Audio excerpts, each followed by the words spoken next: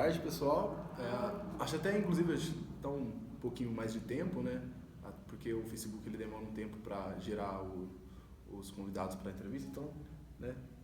Enfim, a gente já começa mesmo a fala, etc., dando uns 3 minutinhos. E sim, a gente, né, tá gravando as duas aqui, mas eu já dou os recados e etc. Enquanto isso, só aguardar um pouco. Vamos, professor? A gente já começa, já passa os cumprimentos.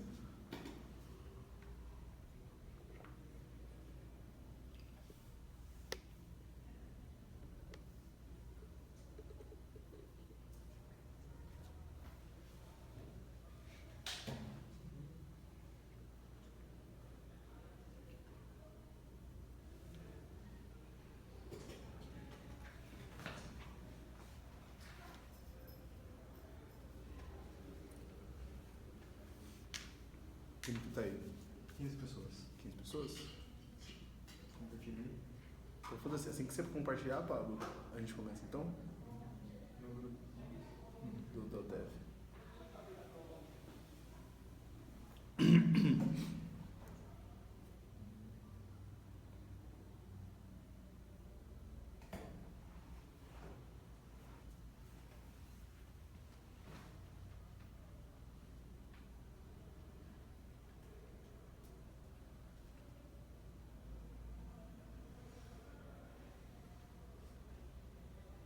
Quer fazer um teste? Fala alguma coisa de novo, só para ver se está funcionando o áudio. Ah, claro. Teste, 1, 2, 1, 2, som. Mas tá audível? Tá travando? Beleza, então, mais ou menos esse tom. Não precisa gritar, né? Tranquilo. Ou não, se você gritar também, você fica O professor tem a mania de falar no palco. Se gritar, a gente se segura. Pode ser que podemos gritar também, você sabe que a gente é louco. Mas... Compartilhado? Pode começar, eu vou na sala da CR, só pegar meu notebook, mas pode ir. Beleza, vou começar então. Boa tarde, professor, seja bem-vindo à entrevista. Boa tarde. Pessoal também bem-vindos. Né? Para esclarecer, a gente está mais uma vez fazendo a entrevista entre os candidatos. Né? A primeira entrevista feita foi com o professor Giacometti e ela está lá na nossa página, na íntegra. E agora a gente continua esse processo vindo agora com o professor Wagner Endo. Né? A entrevista ela vai funcionar da mesma maneira, mas repetindo para quem não teve acesso à primeira, vão ser 8 perguntas, sendo 5 delas universais para os candidatos e 3 específicas. Tá? Cada pergunta a gente trabalhou em volta de 7 minutos, mas isso, claro, fica com a autonomia do professor. Se de repente ele quiser se estender um pouco mais numa pergunta, depois encurtar numa outra, né? Sem problema nenhum. E claro que também, se for necessário, a gente consegue aumentar um pouco do tempo total, sem problema nenhum. Relembrando também que aí na segunda-feira a gente tem a entrevista com o professor André Shigemoto, né? Também às 5h30. Na terça-feira, o debate, tá? Nós estamos com o formulário aberto para você se inscrever, ou seja, escrever as perguntas que você tem interesse que seja respondido pelos candidatos. E também, 12 de abril, é óbvio, né? A votação em si. E os candidatos, com certeza, também, ao longo desses dias, vão estar divulgando nas páginas, né? Possíveis aí atividades que eles vão estar fazendo. Professor, você quer divulgar a página? Você lembra do... Não, divulga no final. Tá, não pode ser. Depois a gente coloca lá, depois deixa no link lá, não tem problema não. Ótimo. Tranquilo aqui, vim para responder as perguntas, Diego. Tranquilo. Também só para situar, né, por mais que esteja representando o DCE, né, hoje sou o atual presidente, mas essa mobilização está sendo feita também não só pela gente, mas também por técnicos, administrativos e professores. Né? Aumentar um pouco o tom? Beleza. Então, vamos começar, professor? Vamos, estamos à disposição. Então vamos lá para a primeira pergunta. Bom, professor, para começar, claro, né, a gente queria saber um pouco sobre o Wagner Endo, né? E mais assim, especificamente, sobre a experiência profissional que o senhor tem, que traz, né, uma bagagem para, caso eleito, né, desempenhar uma boa função de diretor-geral. Né? E mais aquilo que o senhor também acha que seja interessante citar. E já, né, pegando o gancho, né, que o senhor também fizesse um breve relato sobre o que o senhor tem, sabe? Qual é a percepção que o senhor tem do nosso campus hoje, né? Enfim, mas a pergunta seria... Tranquilo. Esses Bom, a pergunta do quem é Wagner Endo, na verdade, estou 35 anos tentando descobrir quem é Wagner Endo, né? É muito mais conceitual, mas, né, tem gente que eu tô nervoso, assim, gente, essa vida de candidato é novidade pra gente, né, a gente nem somos professores, não somos políticos, mas a gente no cargos de gestão a gente acaba se colocando à disposição aí também, né, Diegão? Bom, boa tarde a todo mundo, né, todo mundo que tá enxergando a gente aí, quem tá tendo a chance de acompanhar. Cara, falar um pouco sobre mim, então, apresentar quem é Wagner Endo aí para o pessoal ter mais noção, né? Cara, o que eu posso dizer é que eu sou professor, sou docente, né? E a experiência de docência aí, eu tenho experiência na docência desde o ensino fundamental, aula para ensino fundamental 2, aula de ciência, naquela fase final de faculdade que você resolve querer dar algumas aulinhas se tiver essa oportunidade. Trabalhei com ensino médio também, com aula de física, aula de cursinho. Tive a oportunidade de trabalhar no ensino superior também, fora da UTF-PR. Tive a oportunidade de trabalhar também com os cursos técnicos, no qual começou um grande sabor por conjuntar as duas coisas que faziam parte da minha vida, né? Que era a engenharia com a docência. Durante essa caminhada, né, fazendo mestrado, doutorado, né, minha formação é na área de engenharia elétrica, né? Mestrado e doutorado nessa área. Mas durante essa caminhada eu tive a oportunidade também, assim, eu percebi que sempre eram essas duas coisas, a docência e a engenharia, né? Mas tive a oportunidade também de ser sócio-gerente de uma empresa de automação industrial. Me abriu muito a visão de campo, né? A gente exige muito que os professores tenham aí a vivência prática também do chão de fábrica mesmo, né? Para conseguir entender melhor e passar o melhor para os alunos. Depois, em 2008, iniciou minha trajetória aí na UTF-PR, né? Como eu cheguei no primeiro ano, né? O primeiro ano também cheguei, coincidentemente, numa época de período eleitoral, né? Com a escolha do diretor-geral aí, que foi dos últimos 8 anos aí. No ano seguinte, né, iniciei meu doutorado, então o meu doutorado eu devo à instituição, devo ao TFPR, né? Fui criado aqui dentro como doutor aqui dentro, me descobri mais doutor, mais pesquisador aqui dentro do TFPR. Nessa caminhada fui coordenador de tecnologia e automação industrial, né? A gente teve a oportunidade de pegar naquela fase a reestruturação do programa do REUI, da reestruturação das universidades federais, que foi uma experiência muito bacana. Então, assim, com todos os prós e os contras dos laboratórios que estão efetivados hoje, é devido a esse trabalho que a gente teve a oportunidade na época de fazer parte, né? Fui presidente do projeto de abertura do curso de Engenharia de Controle e Automação. Isso para mim foi uma experiência muito bacana, né? Mesmo estando no início da carreira, a gente teve a oportunidade de conduzir a abertura. Então, também com todos os vícios e as virtudes do curso, foi a gente o responsável, né? Simbolicamente, hoje é a data da formatura da primeira turma de Engenharia de Controle e Automação, que para nós isso é muito importante. Em 2014, eu assumi a chefia do Departamento Acadêmico de Elétrica, né, como chefe pro tempore. No ano seguinte, fui eleito com ampla maioria de votos aí. E hoje estou chefe de departamento, né? E enxergando aí os desafios que o departamento tem, tentando contribuir um pouco, porque a gente entende que a nossa principal missão na instituição, nós somos docentes, mas estamos em cargos de gestão. E nas contribuições que a gente deu na chefia de departamento, juntamente com os outros chefes de departamento, nessa aventura que foi criar os departamentos, a gente percebeu que a gente poderia dar uma contribuição além, como, por exemplo, colocando a nossa nome à disposição para a candidatura. E vem à disposição em cima de um coletivo, né? A gente não, infelizmente, nessa consulta informal, a gente nem pode chamar de chapa, né? Formalmente não é chamado de chapa, é só um nome, né? E a gente não gosta muito dessa questão de nome, dá uma certa conotação de messianismo, né? Uma coisa unitária, como se só uma pessoa pudesse salvar o campus. E no cenário atual da UTF, a gente vê que a UTF ainda tem um grande potencial a ser explorado, né? Um grande potencial a ser explorado, no qual, claro, que mesmo com o fim da última gestão, que está se findando aí, né? Infelizmente com a mudança de diretor, com tudo que aconteceu desde 2015, mas tiveram alguns avanços, tiveram algumas contribuições, né? Eu acho que tem algumas partes positivas, a gente costuma dizer assim, né? É o velho Cefetão sendo trazido para a nova UTF, né? Para a UTF-PR. E o Cefet tem suas virtudes e seus vícios, né? E a gente acredita que as virtudes têm que ser mantidas, né? A federal com um T maiúsculo a mais, esse Tzão a mais tem que fazer valer a pena, né? A tecnologia. E a gente percebe que a gente é uma oportunidade de agora, numa crise do Brasil, a gente consegue enxergar que vai precisar de uma gestão muito mais eficiente para a oportunidade de conseguir a gente acelerar e conseguir organizar as coisas bem. Essa visão do cenário, uma visão mais geral, mas acho que com relação ao decorrer do nosso bate-papo, a gente vai poder explorar melhores ideias, né, Di? Com certeza, professor.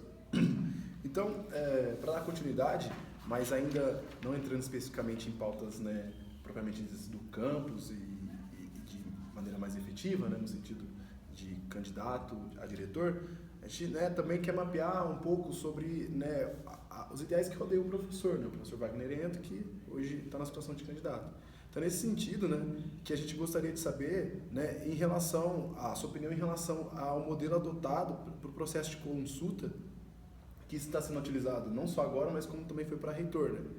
Ou seja, mais especificamente, a relação dos pesos dos votos, né, que a gente sabe hoje que, né, os servidores detêm 80% dos pesos dos votos e os estudantes 20%, sendo que desses 80%, né, se divide entre técnicos e professores. Não sei se é de conhecimento de todo mundo, mas a gente não tem a mesma proporção, né, de professores e técnicos. Então, né, em outras palavras, o professor ele tem um poder de voto relativamente maior de ambas das outras duas classes, né, categorias, desculpa. E não só sobre isso também, a gente queria saber, né, ainda sobre o modelo adotado, o que o senhor acha sobre esse período que foi colocado, né, que é mais ou menos 15 dias, né, um pouco mais, e também sobre a ausência do segundo turno, principalmente porque o nosso campus tem 3 candidaturas e a gente sabe o quanto isso, né, isso pode interferir no resultado. Então, Diego, essa é uma questão muito interessante, né, porque existe até alguns questionamentos com relação a esses procedimentos também que a gente sabe em nível de reitoria, né? A consulta, por tradição, sempre tem se mantido essa proporção e aí vai ser muito, assim, acho que essa oportunidade até é que você está me perguntando uma coisa que vem do meu coração, né? E às vezes aqui a gente também está representando um coletivo, né? Eu tenho uma força de coalizão, acho que o que a gente tem deixado mais claro é que eu tenho uma força de coalizão. Não é o Wagner Endo que está sozinho na campanha, mas é o nome do Wagner Endo que está à disposição e com os prós e os contras do nome Wagner Endo. A minha opinião muito particular é que deveria ser um terço. Da minha parte, quando eu puder ser dono de o voto ser a favor disso, é um terço. E eu consigo te responder o porquê. E aí vem algumas questões no qual a gente consegue contradizer quando para as pessoas dos quais dizem que são contra, né? E dizem que são a favor até do modelo mais tradicional, o modelo dito legalista e o legal, que é o 70, 20 e 10, né? Que é isso que tem que ser dito. Então 70, 20 e 10 passou para o 80, 20, mas existe a proposta de que a maioria das universidades federais compre um terço. Isso é claro que não é unânime entre os docentes, principalmente para os docentes que é a maior quantidade de votos, né? Tanto que com certeza o que eu estou dizendo aqui vai gerar repercussão, vai gerar polêmica, eu vou ser questionado e estou à disposição de que seja aberta a discussão para isso daí. E a gente sempre tem lutado pela mudança de cultura, mudança de conceitos. Então, assim, hoje nesse cenário, um terço, as pessoas, primeira coisa que dizem, os alunos estão com responsabilidade suficiente para assumir um terço de peso nisso daí? Essa é uma questão que a gente precisa responder. E assim, eu sei que eu estou sendo entrevistado, mas já fica a questão no ar. Os estudantes teriam como entender essa porcentagem? Algo muito ruim que aconteceu na eleição de reitoria foi a baixíssima adesão dos estudantes. Coisa que era de 20%, infelizmente caiu para cerca de 4% de representatividade, que é mais um questionamento que a gente tem. Se a normalização é feita do total de pessoas que podem votar, ou seja, um universo de mais de 2.000 alunos, ou do universo de que só votou. Só fazendo um complemento, professor, mas, por exemplo, na sua opinião, o senhor acredita que essa falta de participação do estudante é devido à falta de engajamento ou também tem a relação pelo fato de que, mesmo que nós, né, na sua totalidade, que já é uma coisa, né, muito diferente da totalidade dos professores dos técnicos. Dentro da TFPR nós temos, se eu não me engano, quase 30 mil estudantes. Né? E se ainda assim a gente conseguisse mobilizar esses 30 mil estudantes, seríamos 20% dos votos. Ou 33. No caso, mas no ideal atual, seríamos 20% dos votos. Talvez isso também não influencie na vontade do estudante participar dos meios democráticos? Com certeza. É um autoestímulo. Aí eu concordo totalmente com o que você disse, Diego. É a questão do autoestímulo. Eu não estou jogando a responsabilidade, é isso que eu estou dizendo. Mas é um autoestímulo. A partir da hora que existe a consciência de que os 20% são poucos, existe esse questionamento dos 1/3, é a fome com a vontade de comer, né? Fala assim, vamos assumir a responsabilidade de 1/3 e garantir que o estudante tenha até mais acesso. É uma forma até de reivindicar mais cadeiras e os acessos nos meios que a gente está utilizando, nos nossos ditos órgãos de democracia e de representatividade. Né? Então, nessa questão, eu defendo a questão do 1/3 com certeza. Mas fica essa questão no ar, né? Porque infelizmente você tem assim, você acabou de fazer uma retórica, né? De dizer assim, será que se não tivesse um terço mais estudantes vinham votar? Exatamente. Será? E ao contrário, dos times vende mais porque é fresquinho, fresquinho porque vende mais. Seria interessante, porque aí será que isso daí não estimularia ou seria uma chamada de responsabilidade? Talvez nesse momento é questão de mudança de cultura. Se houver apoio maciço dos estudantes, nesse momento, a gente provar nos campos de que dos 2.000 estudantes a gente chegou em cerca de 95% ou 100% dos estudantes, eu acho que já vai ser uma plena prova de que a Universidade Tecnológica Federal do Paraná está preparado para um terço. Por quê? Porque os estudantes estão engajados. E aí a cobrança já não é uma coisa. Tem que começar de algum lado. Se ninguém começar, se a reitoria não quis começar, a comissão central não quis começar, nós temos que mostrar a nossa iniciativa, a nossa capacidade de começar.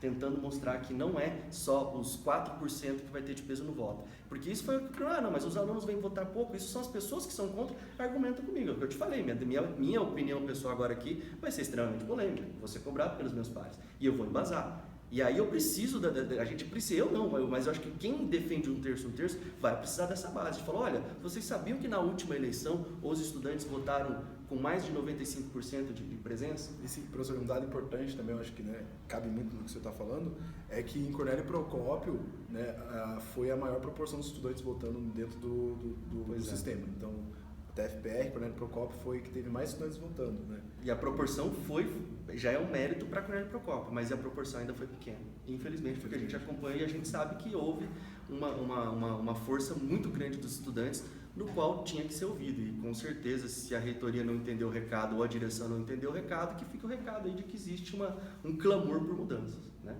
Justo. E aí, já complementando então a questão também a gente colocou a questão do processo de campanha, também eu acabei esquecendo de citar, mas o senhor também citou a questão de que não se entende o universo como a totalidade, mas só apenas com votantes, mas sim a totalidade. Então cabe, enfim, o senhor quer fazer um comentário sobre isso? Então, até só para a gente dar um detalhe aí, tanto é que na UTF-PR ocorre uma distorção, né? A nossa relação servidores administrativos, servidores docentes, ela é inversa ao restante das outras universidades. Tanto que provavelmente a gente deveria fazer proporção 2/3, 1/3, tá? Mas isso é mais um tecnicismo, porque na UTF-PR nós temos menos servidores administrativos do que docentes, o que em qualquer outra federal, esse número assim, fora da UTF-PR do sistema UTF, ela é inversa, né? É um dado, na verdade, até um pouco assustador, né? Quando a gente pensa que a gente precisa de servidores administrativos para atender toda a comunidade acadêmica. Talvez seria o 2/3, 1/3, até a gente conseguir que os servidores sejam o maior número, né? Você tocou num ponto com relação ao segundo turno, que também é outra reivindicação, né?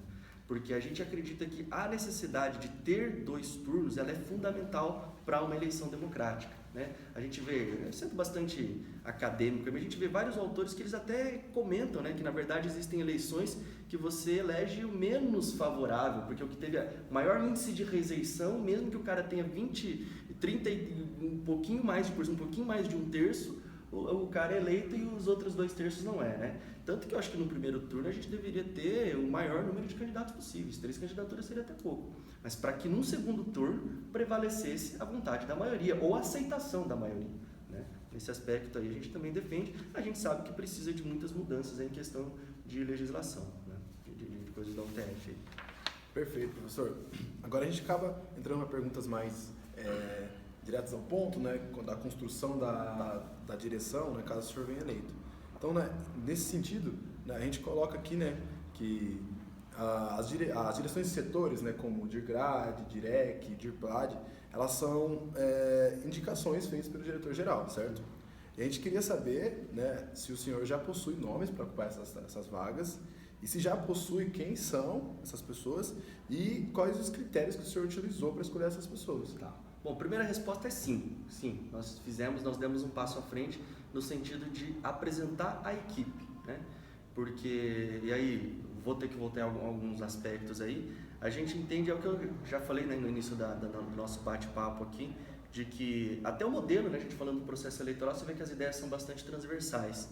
O modelo, ele é colocado dessa forma, tanto é que o modelo de consulta, o edital que está regulamentando isso, ele define que na verdade é um nome, não é nem uma chapa, a reitoria ainda nomina uma chapa. E a gente questionou muito isso, mas será que é um nome só que consegue fazer levar toda essa carga? E aí a grande diferença da nossa proposta, que a nossa proposta é de um coletivo. Wagner Heredo não está sozinho, existe um coletivo de professores, de servidores, de ideias de alunos junto com a gente aí. E nós colocamos assim à disposição, inclusive as pessoas no qual a gente está caminhando, a gente já conseguiu apresentar a equipe. E aí vem um questionamento, né? Porque aí algumas pessoas ou a gente já ouviu comentários de, porque os caras negociaram um cargo. Aí a gente fala assim, tá, beleza, mas e qual é a resposta, contra-resposta que você dá para esse tipo de coisa? Não, eu não estou negociando o cargo, não, eu não vou definir a minha equipe será definida por voto. As duas ideias a gente tem contraposição. A primeira é que não é negociação de cargos, mas se você se você se pronunciar antes da hora, quando você já tem uma equipe formada, talvez você vai se dispor com a sua própria equipe. Então acho que é muito mais politiqueiro do que a questão do que eles jogaram para nós, supostamente de negociação de cargos. Só que quando você supõe que a pessoa está negociando cargos, você está partindo de outros pressupostos. Agora a questão direta de que a pessoa vai afetar a própria equipe, não, isso não é politiqueiro, é lógica, né? É uma observação muito mais direta.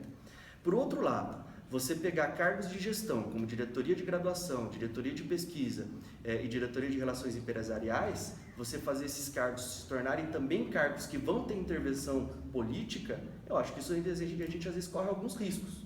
Não que o modelo não possa ser discutido no futuro, só que dentro do nosso organograma da UTF, de acordo com as atribuições legais que a gente tem, e aí a gente tem que seguir essas coisinhas, não é legalismo, é simplesmente ninguém quer cometer ilegalidades, mas a gente tem que tomar cuidado com isso, com as atribuições que cada um tem, e você sabe. E aí vem a questão da palavra chamada confiança, né? A gente percebeu aí na gestão dos últimos 8 anos, né, que finalizou em 2015, de quanto um diretor de área ele pode afetar diretamente o diretor-geral. Isso foi foi um contra-exemplo que a gente sempre tenta tirar os aspectos positivos e as aprendizagens dos momentos de penumbra que a gente passa. E isso ficou muito claro, que a escolha da equipe ela teria que ser fundamental. E aí vem o nosso questionamento.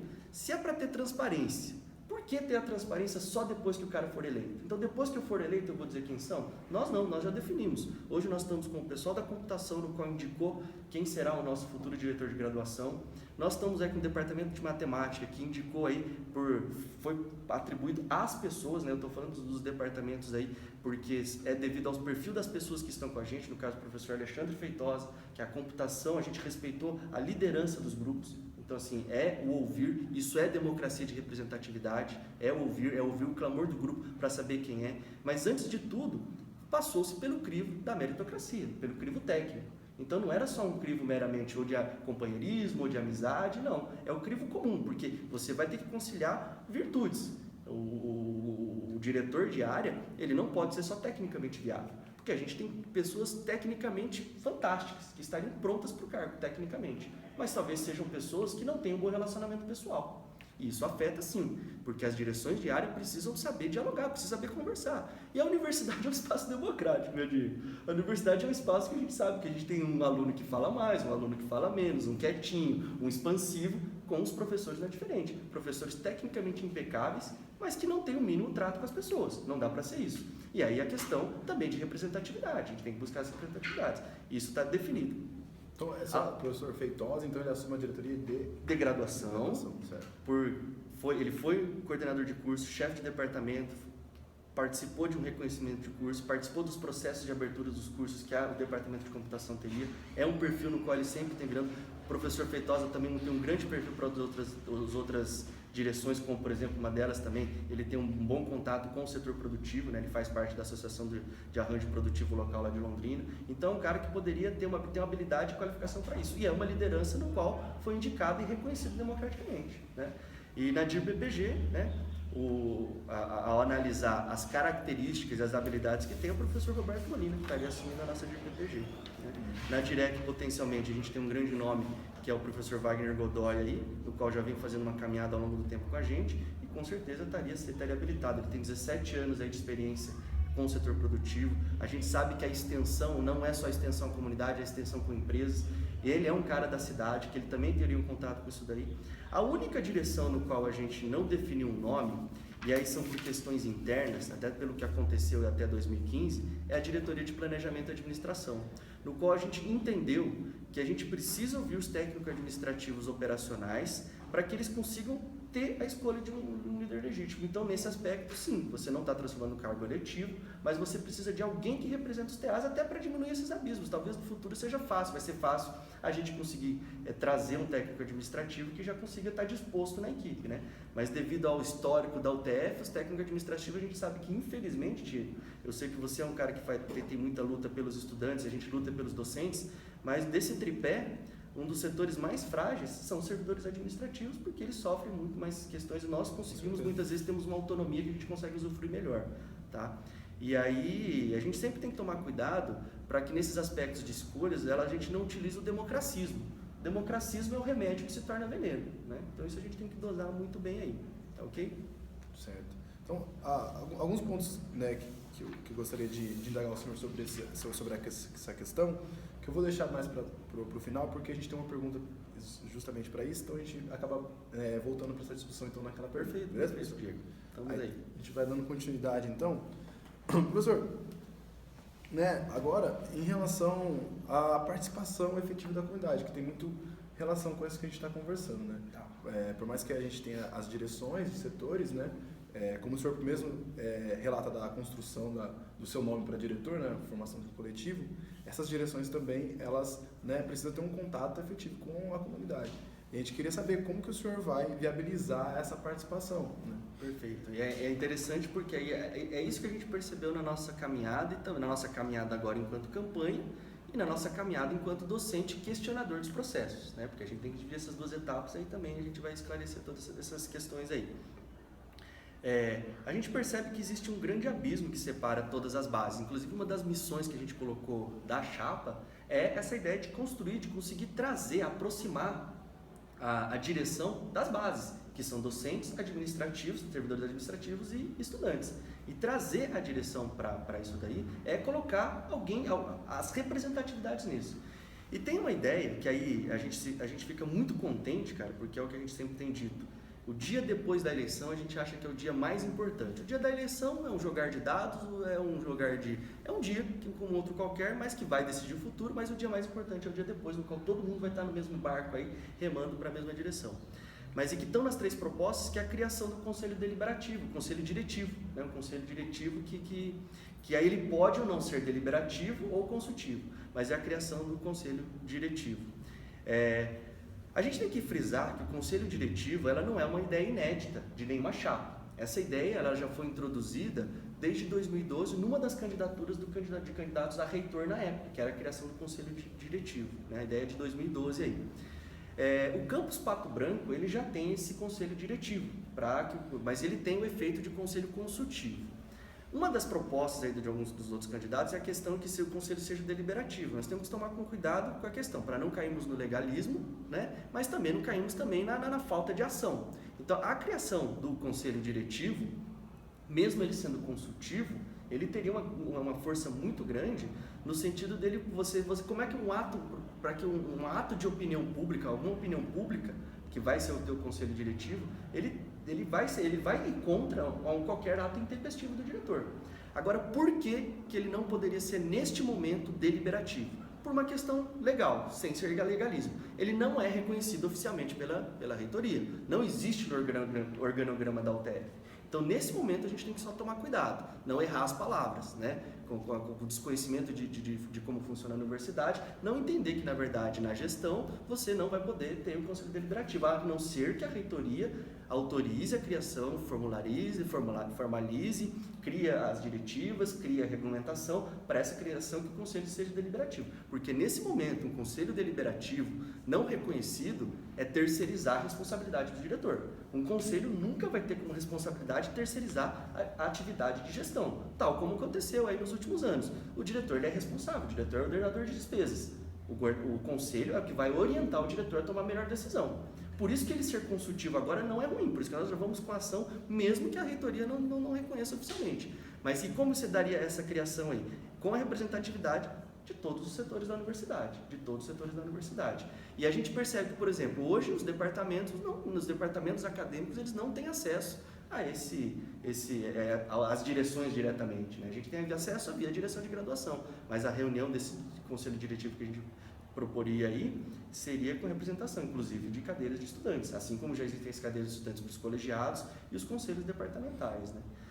Na nossa caminhada, não sei, me permita, Diego, não sei se eu posso fazer isso, mas se não puder, você me interrompa, que na nossa caminhada surgiu uma ideia de, inclusive, criar, também paralelo ao conselho diretivo, um conselho estudantil.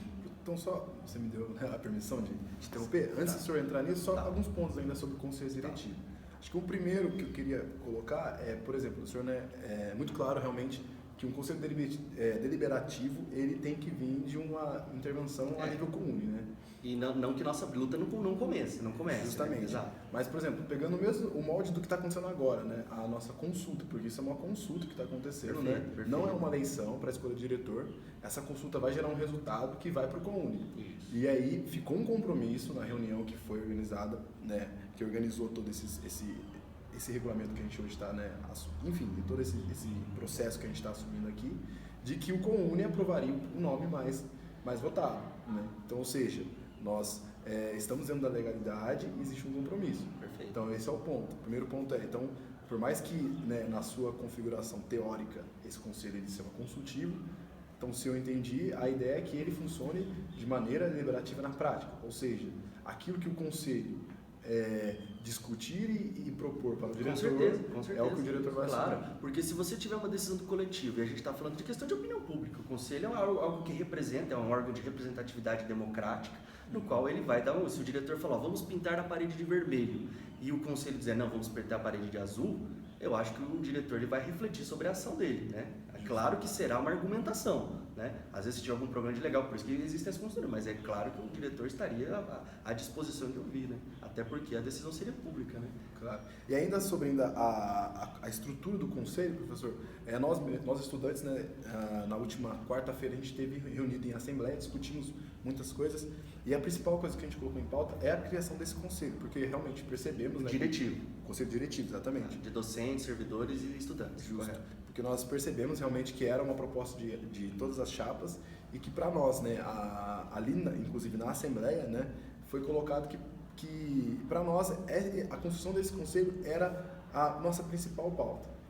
Legal. Justamente. E que bom que estão presentes nas 3 candidatas. Só tem que evitar alguns erros lá, que teve alguns erros de terminologia, talvez, por infelicidade de desconhecer o sistema, foi colocado que ele poderia ser deliberativo. É só esse alerta que nós estamos fazendo. Mas está na proposta dos 3, então isso vai existir, Diego. Por isso que eu falo, é abrir mão da vaidade pessoal para que você consiga enxergar que isso vai acontecer independente de quem ganhar.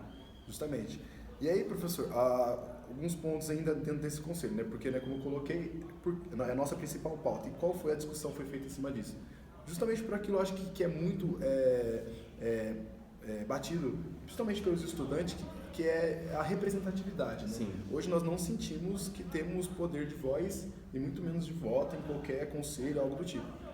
Como eu já coloquei várias vezes, né, parece que o estudante ele é consultado meramente por seguir protocolos. Muitas das vezes, é claro que, né, tem que também salientar que outras vezes aconteceram, mas ainda são a minoria das vezes que a gente realmente tem uma intervenção que a gente acredita que seria o ideal. Aí, nesse sentido, professor, que foi colocado para a gente que os estudantes acreditam que esse conselho, existe a necessidade dele ser construído de maneira democrática, né? E não como a gente percebe em alguns espaços, com cadeiras cativas, etc. Porque nós acreditamos que isso é replicar uma influência que aquele gestor ele tem. Então, por exemplo, na construção do conselho universitário, você tem o reitor como presidente, e aí os pró-reitores assumem vagas dentro do conselho. Né? Então, isso tem, primeiro ponto, dá um peso a mais para as decisões da direção. Até ex-reitor tem cadeira cativa. Então, de maneira prática, acaba que é um conselho, mas que a influência da direção é tão grande que ele não funciona da maneira que deveria funcionar. E aí, esse é o ponto que eu queria que o senhor esclarecesse. A construção desse conselho, as cadeiras que vão ser colocadas, né, em que formato, né, qual é a proporção entre as categorias, como vai se dar a construção, entendeu? O gerenciamento de tudo isso daí, Diego, a gente vai ter que enxergar que a gente existe aí hoje 6 departamentos, nós temos que garantir a representatividade dos 6 departamentos, nós temos aí quase 10 cursos de graduação, aí vamos ter que garantir essa representatividade, e os estudantes enquanto instância, né? Não enquanto movimento estudantil só, mas enquanto instância e estudantes, né? Uma das coisas que aconteceu que eu achei muito positivo, que a gente recebeu de sugestão e a gente acatou de forma com bastante entusiasmo aí, era inclusive paralelo a isso, criar também o conselho chamado de conselho estudantil, né? No qual todos os estudantes, devido à pluralidade de ideias dos estudantes, também existisse um conselho estudantil, no caso, vocês podendo trazer ideias do que o conselho estudantil foi colocado. Porque às vezes também a gente tem que tomar cuidado com as representatividades dentro, que ela não seja muito ramificada, que você tenha lá um representante de cada curso, seria lindo, maravilhoso. Mas essa reticulação, ela não converge em tomadas de decisão ou em questões quando você tem que juntar um grupo de ideias diferentes em prol do comum, porque essa é a ideia do construtivo coletivo. Quando você se dispõe a colocar o coletivo à disposição, você vai ter que abrir mão de vaidades pessoais em prol de um coletivo. Essa ideia do conselho estudantil, ele viria exatamente para cá nisso daí. Você conseguiria garantir representatividade do diretório central, dos diretórios acadêmicos, dos grupos de estudos, das empresas júnior, de todo o perfil de estudantes em cima disso daí, sem tirar, em hipótese nenhuma, qualquer autonomia de DCE dos diretórios acadêmicos, mas enquanto instância que fosse uma coisa ligada à direção, no qual sempre fosse contar, o conselho estudantil teve deliberou ou consultou, foi consultado o conselho estudantil, no qual foi decidido que temos que tomar determinada decisão. E os representantes dentro do conselho diretivo viria com isso daí bastante uniformizado para facilitar a entrada da ação. Porque simplesmente ramificar e dar um monte de cadeira não é resposta é uma resposta de democracia, como eu estou dizendo, para a gente separar as coisas. Aí o conselho estudantil viria com uma legitimidade para trazer as ideias já compactadas dentro do próprio conselho diretivo, mas garantindo as representatividades, enquanto diretório, enquanto coisa, manteriam essas cadeiras lá. Professor, mas ainda nesse conselho estudantil, o que seria, por exemplo, o propósito dele de maneira mais direta? Porque para nós estudantes, né, a gente percebe muito isso, que às vezes acaba se configurando espaços para os estudantes específicos. E o que a gente sempre bate da tecla é a contraposição disso. Nós não gostamos dessa percepção. Nós acreditamos que nós temos que ocupar os espaços, os mesmos espaços que os professores técnicos administrativos ocupam. Então, mas você entendeu que eu falei em duas instâncias. Eu falei em duas instâncias. Sim. Eu falei numa instância, porque assim, é fatal que quando você tiver os representantes lá dentro, os próprios estudantes vão cobrar individualmente dos seus representantes lá dentro. Esse individualismo a gente tem que tomar um pouco de cuidado. Por isso que existe uma ideia. É uma ideia que foi lançada e eu acatei. Percebendo que os estudantes não querem isso, preferem deixar totalmente...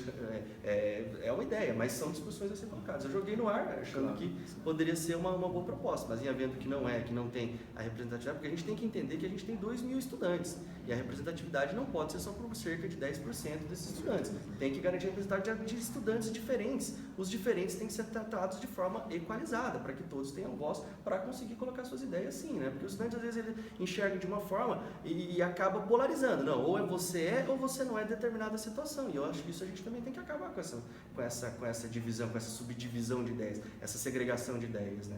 Então essa é a ideia do conselho estudantil, porque a gente sabe que fatos tecnológicos, o perfil dos estudantes no sentido de finalidades e de ações, eles têm algumas diferenciações do que na verdade clássica, naturalmente eles vão se equalizar. Você vai ter os departamentos de humanas, de exatas, de tecnológicas, que isso você naturalmente tem uma equalização. Talvez na tecnológica não exista essa equalização natural. Por isso que na verdade o conselho estudantil foi só uma ideia que surgiu durante a caminhada, porque a gente tem ouvido muito que as pessoas têm trazido pra gente, mas o do diretivo já está na chapa aí. Então ficou a ideia no ar aí, né? Desculpa estar lançando às vezes até aqui, mas assim, é que a gente achou muito bacana aí. E aí talvez amadurecer essa ideia, porque essa de fato surgiu recentemente, né? Surgiu no início da campanha aí, e é a questão do conselho estudantil, mas não tirando, pelo amor de Deus, para não ser colocado palavras que a gente não disse, não tirando as cadeiras do diretivo. O diretivo permanece do jeito que for proposto, com a discussão. Porque quando você formar o conselho diretivo, vai ter que ser chamado uma espécie de uma constituinte aí para criar o regulamento disso aí, porque vai ser uma ação interna, não vai ser uma ação da reitoria. Não existe regulamentação de conselho diretivo pronto. Nós vamos ter que chamar uma grande assembleia para definir representantes no qual vão escolher as regras no qual esse conselho vai ser definido. Então, os números hoje, eu acho totalmente intempestível colocar os números hoje, né? Porque vai ter que ser chamado uma assembleia, não existe, é o que eu disse, a reitoria não reconhece. Então a gente vai ter que chamar uma grande assembleia, garantir a representatividade de todos os setores, todas as divisões, todos os departamentos. Não é uma missão fácil, para aí você começar a nominar as cadeiras e chegar no consenso. Sim, o ponto foi só mesmo para esclarecer, que eu acho que ficou bem claro agora, que, né, de maneira nenhuma a gente enxerga o conselho estudantil como negativo, né? Eu acho que quanto mais acesso a gente tem a direção da universidade para a gente é crucial, né? E até porque o tamanho, né, a proporção de estudantes é gigantesca, então né, nós temos o movimento estudantil organizado, que é as entidades representativas, DCE, etc., temos empresas júniores, projetos de extensão, então precisa de alguma coisa que realmente una esses grupos para discutir. Mas o que ficou muito claro agora é que o ponto que a gente queria esclarecer é que não, isso não está em detrimento da participação de outros conselhos, né? Porque para a gente isso é prioridade. Não, e é isso daí, tanto é que o conselho diretivo ele faz parte da proposta de ação, né? Ela faz das ações que nós estamos propondo aí. Mas aí que a tua pergunta foi com relação a números, né? Sim. E números nós vamos ter que convocar uma grande assembleia para definir todas as regras, porque não existem regras, né? Justo. Como não está determinado, como diferente do conselho departamental, que existem as regras que a reitoria mandou para a gente. E o senhor, como wagneriano, né?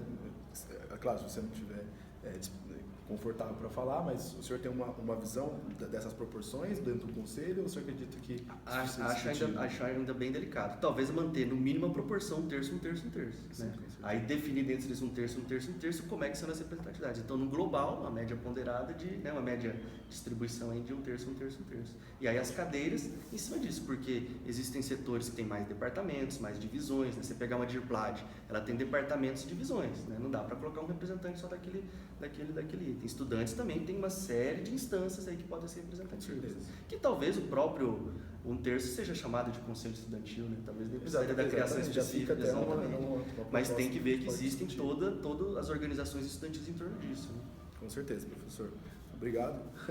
Acho que ficou claro. Até acabamos construindo uma ideia junto, né, Diego? Exatamente. Obrigado pela oportunidade, então.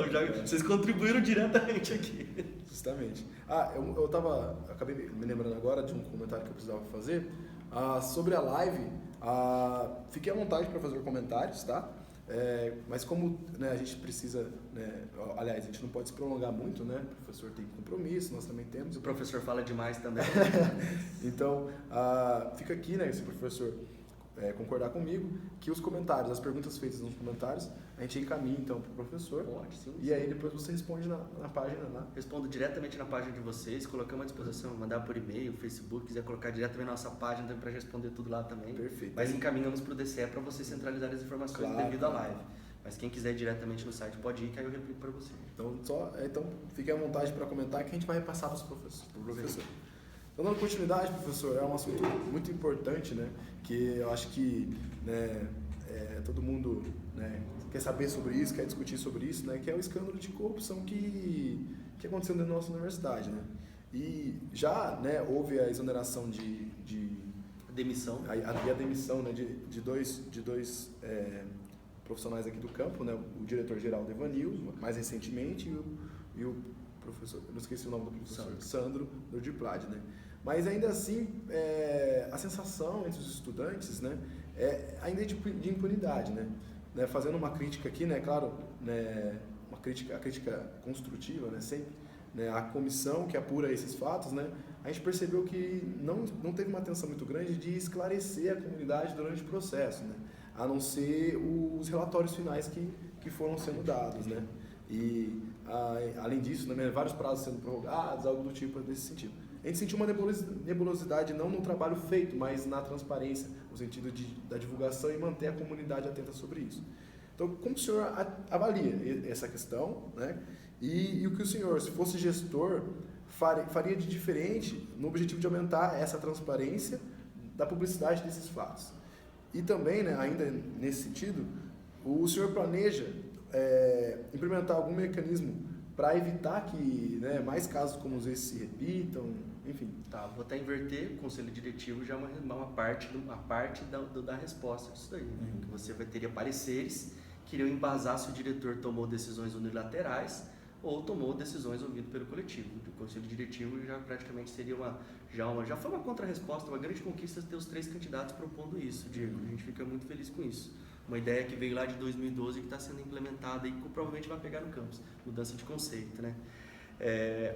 Com relação à atitude da comissão, assim, a gente ficou muito... o que é muito interessante, né? Porque aí a gente começa a perceber que, na verdade, existe um denominador comum de reivindicações, tanto de estudantes quanto dos próprios docentes, né?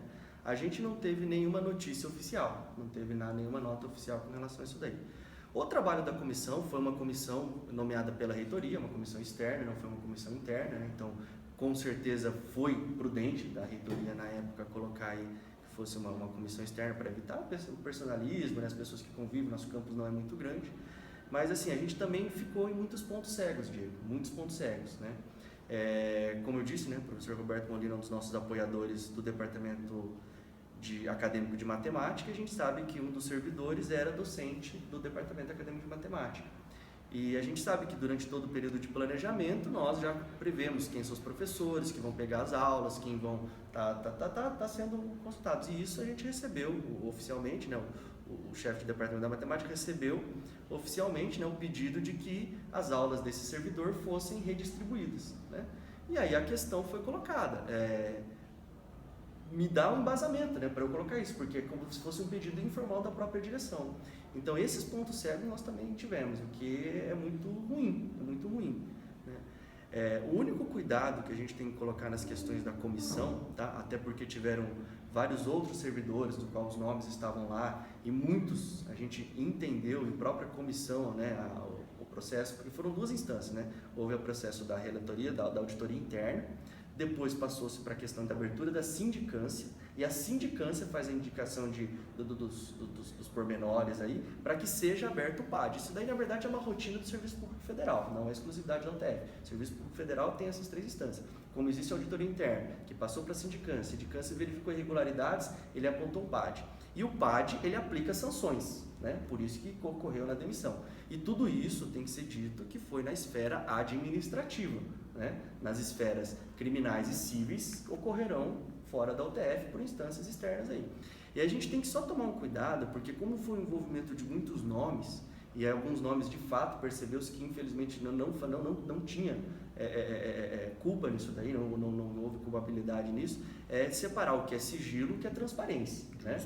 Manter o sigilo é algo que infelizmente a justiça tem que nos defender por uma série de motivos. Isso não sou eu que estou dizendo, os juristas podem explicar com mais calma isso daí. A outra questão é a transparência, a informação básica, e eu diria, são informações simples, sem comprometer o sigilo de qualquer coisa.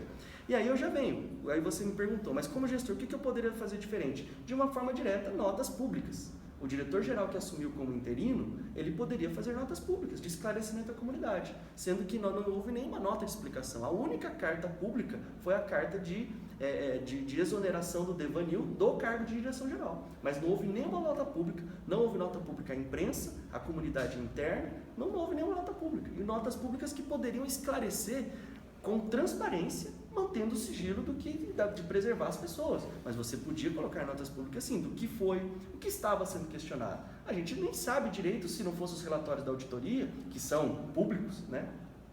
A gente mal ficaria saber, a gente nem sabe direito do que de fato foi questionado. A gente supõe que foram aquelas, a gente colocou, se baseou todas as nossas ideias, que não supõe, desculpa só para me corrigir, de tudo que estava nos relatórios da auditoria. Só que todos os processos você pode fazer, né? Como ocorre no Facebook, você coloca lá mensagens, um feed de notícias, no qual você vai esclarecendo, colocando notas públicas. Isso já garantiria a transparência no processo. Já está encaminhado, onde está. Por exemplo, a pergunta que a gente não sabe, e a gente como cidadão comum podemos questionar, é em que caso, ou em que pé está isso no Ministério Público Federal ou na Polícia Federal. Isso nós podemos, como cidadão nós podemos. Só que a gente sabe que o MPF, devido a toda a rotina de trabalhos, eles podem até não acatar o nosso pedido, porque um simples cidadão às vezes ele vai perguntar. Mas enquanto comunidade e opinião pública, talvez possa ser feito questionamento, né? Em que procedimento que está? Bastante saber onde está, você dá o acalento de transparência, você sabe o que está acontecendo, né? E separar o sigilo, porque o sigilo também tem que ser mantido por questões até jurídicas para não dar problema no futuro. Mas sigilo é diferente de transparência. E a gente não viu nenhuma coisa nem outra. Parece que todo mundo... Porque houve essas conversas de que, não, algumas coisas são sigilosas. Sim, algumas coisas como CPF, nomes são sigilosos, mas a transparência do processo, não, em nenhum momento ele poderia ser transparente com notas públicas. Pelo menos você teria como argumentar, falar, olha, foi divulgado as questões sim, onde está, como está, em que pé que está, quem foi, a gente não ficou, mal tomou, a gente só tomou conhecimento, por exemplo, as portarias são públicas, então a gente sabia quando a comissão estava sendo postergada, né? A comissão de sindicância dura até final do mês. Aí a gente, por acaso, encontrava a portaria que estendia até maio. Isso foi a única coisa pública que a gente tem. Mas as notas públicas da direção local seriam muito bem-vindas, né? E isso, como diretor-geral, com certeza a gente faria, em qualquer instância, principalmente como diretor interino, né? Que aí já não era mais o devanil, era mais o próximo diretor. Perfeito, professor. Então, agora dando continuidade, né, nós vamos fazer perguntas específicas para o professor, né? Deixando bem claro, né, que a nossa intenção aqui é sempre esclarecer o máximo de coisas possíveis para a gente elevar o nível da discussão, sempre, né? Então, eu acho que a entrevista é um momento propício para isso, né? Com é uma conversa entre entrevistador e candidato, né? Então, a gente consegue pontuar várias coisas. Então, é esse sentido que a gente tem essas perguntas, tá? Então, eu vou começar aqui, né? E, bom, entre os professores que o apoia, né, existem alguns que se comportam de forma extremamente autoritária e já chegaram a assediar verbalmente alguns estudantes. Além também de surgirem boatos, né, que esse tipo de postura também foi aplicada sobre um dos candidatos de oposição, ainda antes do processo de inscrição das candidaturas para geral do campus, ser aberto, né? E, né, foi colocado como uma tentativa de reprimir essa intenção, né, de ser candidato. Bom, então... Alguém chegou a deixar de sair de candidato por isso? Não, aí eu finalizo a pergunta aí. Tá. Aí, caso se torne o novo diretor-geral do nosso campus, qual é a relação dessas pessoas na sua gestão e como o senhor pretende atuar em relação a casos semelhantes que possam vir a acontecer? Olha, Diego, que agora são as três perguntas mais diretas com relação às questões que aconteceram na nossa candidatura. O que é interessante, assim, tanto é que são questões muito pontuais, elas estão muito gerais, o que fica até um pouco difícil de responder, mas a gente vai responder da mesma forma, com a cara limpa e consciência tranquila, né? Porque aí vem a questão, como que vocês até colocam que são possíveis, né, boatos, né? Então é muito difícil você opinar sobre qualquer boato, porque aí vem a questão, porque aí eu tenho o direito de questionar. Exatamente. Por ser boatos, né, isso, quer que tem um momento de esclarecimento. Perfeito, exatamente. Né? Aí é a questão, porque aí eu tenho a abertura de colocar como que esses boatos foram alimentados, né? Assim, por quem? Por que foi alimentado? Essa é a questão, né?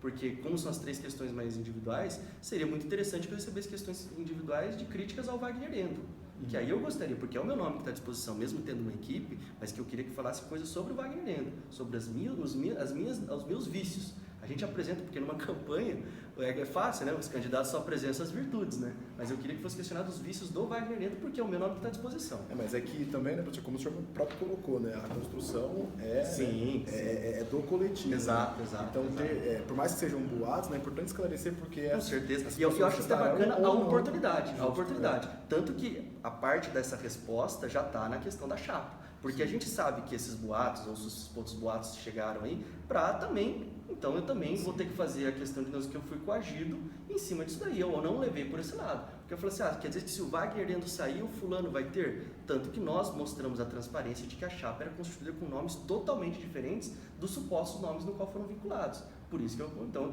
foi uma coação? Foi. Será que era para eu desistir? Para chegar e falar assim, Wagner, você não tem chance porque o fulano está do seu lado, ou porque o fulano faz parte do seu departamento. Né? Ou porque isso o próprio DCE, você já foi candidato a alguma coisa, que pode sofrer esse tipo de coisa. Ou porque você esteve isso é muito delicado. Mas vamos na sequência aí.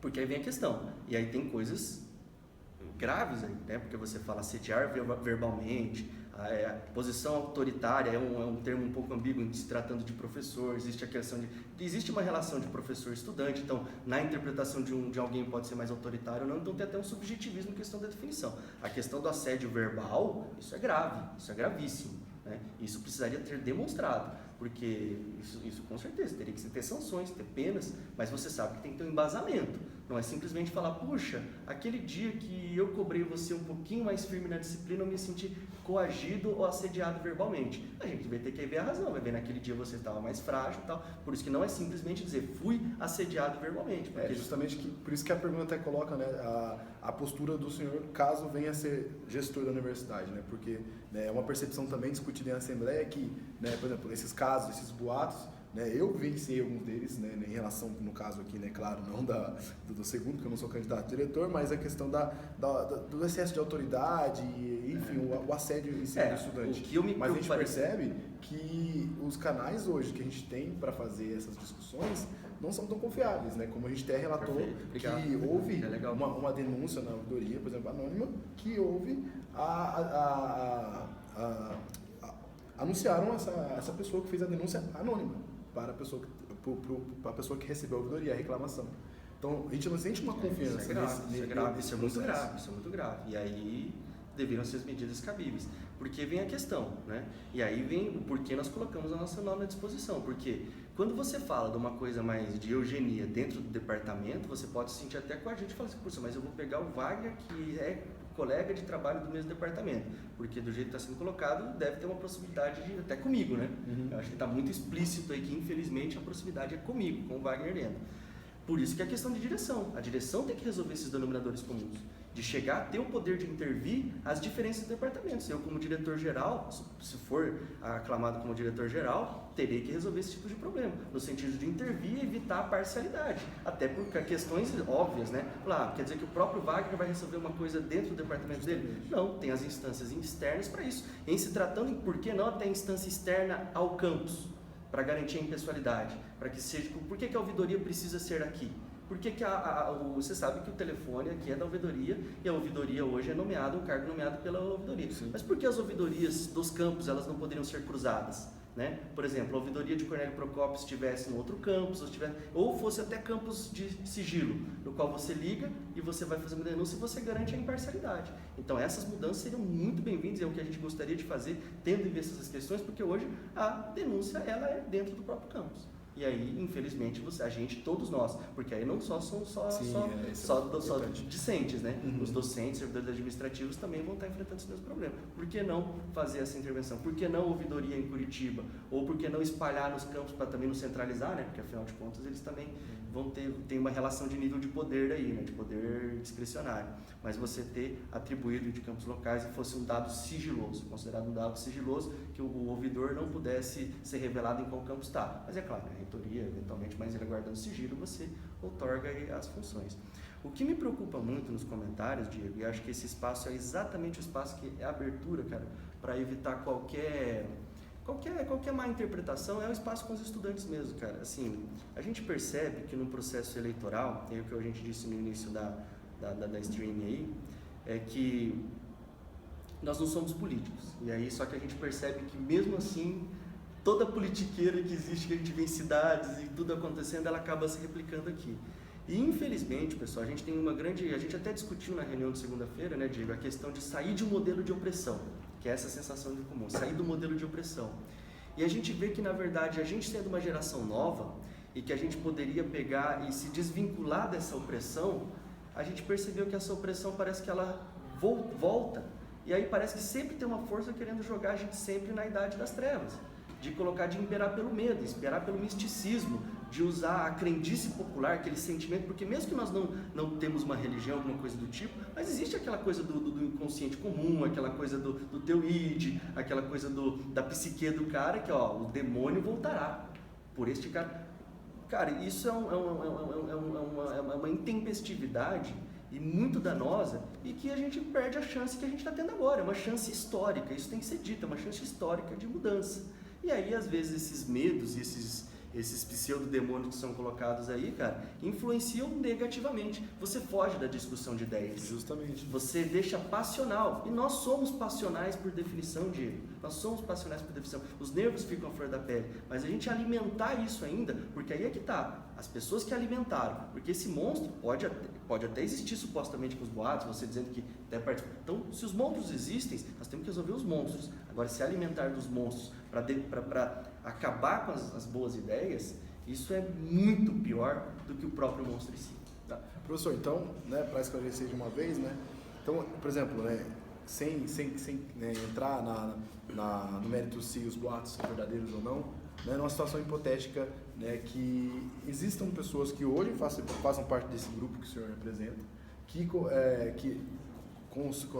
o senhor tenha conhecimento de casos como esse, casos de ações de abuso... Como chefe de departamento eu desconheço. Esse é o lado mais triste. Não, mas numa situação hipotética, que o senhor saiba e que o senhor tem que tomar uma ação.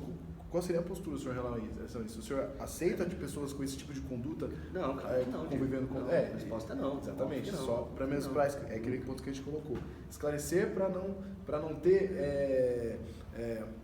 que essa discussão não tenha esse viés, justamente isso, para que a gente consiga elevar o nível. Né? Então, só para deixar muito claro mesmo, a gente fez para esclarecer, né, a montagem do que a gente está fazendo aqui, todos os 3 candidatos, né, a gente montou uma pergunta para esclarecer os boatos, porque a gente conhece, infelizmente, a política, como ela funciona, né, a política negativa, né, vamos dizer assim. Né? Então, a gente queria que fizesse esse momento mesmo, por mais que a gente... Né, eu não queria estar nessa condição, eu não queria colocar o senhor nessa condição, né, mas a gente precisa colocar e pontuar para a gente elevar o nível. Eu agradeço a oportunidade de poder esclarecer isso, de poder colocar dessa forma, porque assim, a gente tem que verificar as intenções também, porque a gente percebe que assim, até o momento que nós estamos tratando isso como boatos, é muito grave. E o boato quem alimenta somos nós mesmos, inclusive assim, obrigado pela oportunidade, mas o boato ele pode ser alimentado com alimento bom ou alimento ruim. Agora, se fossem fatos no qual a gente tivesse conhecimento e no qual a gente tivesse negligenciado, aí sim a gente trataria em outros níveis e outras coisas. Isso com certeza. Então é claro que, dado os boatos, é uma pergunta até meio, assim, é lógico que não tolero. Eu acho que vem também a questão do exemplo, né, Diego? Pô, sou eu que estou candidato. Eu e a equipe dos diretores de área, né? Agora, assim, com certeza, nós temos uma força de coalizão, no qual as pessoas precisaram abrir mão das vaidades pessoais para que esse coletivo prevalecesse, é óbvio. E eu acho que a democracia é feita dessa forma, de pessoas diferentes lutando pelo bem comum. Então existe uma cobrança, por que ele é diferente de você? Ele é diferente. A gente tem, como disse, ele é esquisito, mas é meu amigo, ele é diferente, mas é meu amigo, desculpa, não é brincadeira assim, mas você tem que entender que nós temos pessoas diferentes e comportamentos diferentes. A partir da hora que esse comportamento diferente extrapola as questões de uma relação estudante-professor, isso tem que ser investigado, isso tem que ser averiguado e tem que ter mecanismos que funcionem para isso. Porque se não houve nenhuma denúncia nem nada, a gente vai tratar como botaria. E às vezes até por medo de coerção, concordo? Porque a nossa ouvidoria ela é interna. Essa é uma ação como diretor que a gente poderia com certeza estar estudando para estar mudando essa situação. Ok? Mas assim, é uma força de coalizão e que tem a pluralidade de ideias. Você tem pessoas diferentes do seu lado, que professores gostam ou não, mas não é isso que vai te fazer menos a questão como representatividade. É isso que tem que ser colocado. O personalismo nessas horas, você tem que tomar cuidado. É o nome Wagner Leme, mas é um coletivo. É uma questão mais uma questão mais tridimensional ainda, é uma questão que envolve várias projeções ao mesmo tempo, do pessoal, do profissional, do coletivo. E é nesse sentido que tem que colocar. 100 pessoas diferentes? Tem. De características diferentes? Tem. De personalidades diferentes? Tem. Alguns mais assertivos, alguns menos assertivos. Alguns mais fortes, alguns mais carismáticos, alguns muito inteligentes, alguns pouco. Como eu disse no início da stream, nós teríamos uma série de nomes tecnicamente adequados aí para o ato do cargo, mas não tem trato social. Pô, Wagner, mas trato social é questão de mérito? Não é questão de mérito, mas é questão de gestão. Dá diferença. Então, o aspecto humano influencia sim. Então, mas esse cara não poderia estar num cargo de gestão com a gente, mas ele pode ser útil nas qualidades e virtudes que essa pessoa tem, como qualquer outro professor, como qualquer outro servidor, como qualquer outro estudante. Respondido, professor. Então, continuando, como a gente é colocado aqui, né, acho que o senhor tem um grupo, né, e foi colocado que teve uma construção, né, dessa candidatura, né, em conjunto, eu acredito, né. E a gente queria saber se dentro dessa construção, né, porque sempre é citado o nome de professores, mas a gente queria saber se existe também técnicos e principalmente, no caso, né, levando para o lado do DCE, estudantes nessa construção. Certo. Né? E se não houve, por que não houve durante esse processo prévio? Né? E também, por último, né, pegando essa bagagem que o senhor tem, né, como atual chefe de departamento e também todos os outros espaços que o senhor ocupou, né, qual que é a contribuição que o senhor acredita que o senhor vai trazer para a direção geral? Tá ok, Diego. Bom, é o que eu tinha comentado em uma das perguntas que você me fez com relação. Outra crítica que a gente faz com relação ao processo de consulta é de que ele é o processo de campanha de eleição ele é muito curto, né? Ela só vai durar 15 dias de campanha e em menos de 30, a gente só teve um espaço de 3 dias úteis entre a liberação do edital e o depósito lá da candidatura. Então algumas coisas a gente tem que separar, que é diferir o momento de construção de ideias do momento de campanha política. Se a pergunta é com relação da construção da candidatura, ela começou faz 15 dias, né? A candidatura em si foi entre a publicação do edital, coisa. Agora, a construção de ideias desde 2008, desde que eu entrei na UTFPR-CP. Sim, mas a gente diz como grupo, né? Porque, é claro, né? Não, eu sei, é que eu estou sendo generalista porque eu vou chegar nos pontos, beleza, mas vamos diferir dessa forma, porque aí vem a construção de ideias. Porque aí eu fiquei um pouco na dúvida, né? Com relação a enxergar, talvez a gente não se viu tão presente perto do DCE, mas será que isso... Aí eu vou ter que resgatar questões mais das interpretações, Diego. Peço sua licença no seguinte sentido, cara. Eu fui um cara que sempre defendi a autonomia dos estudantes, né?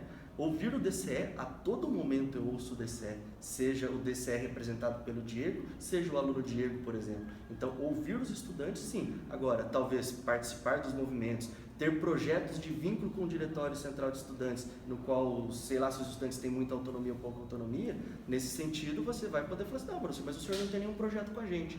Mas a audição e ouvir essas propostas, isso os estudantes sempre tiveram. E não foi só do DCE, foi de diretórios acadêmicos, foi de empresas júniores, de tudo isso daí. Inclusive dos técnicos administrativos. Dos servidores administrativos, como eu disse, é a parte mais fragilizada. A gente simplesmente invadir os espaços perguntando o que eles achariam de uma candidatura minha, por exemplo, seria algo muito invasivo. Infelizmente, isso não tinha como ser feito. Agora, ouvir as questões, aí vem a questão da construção do coletivo.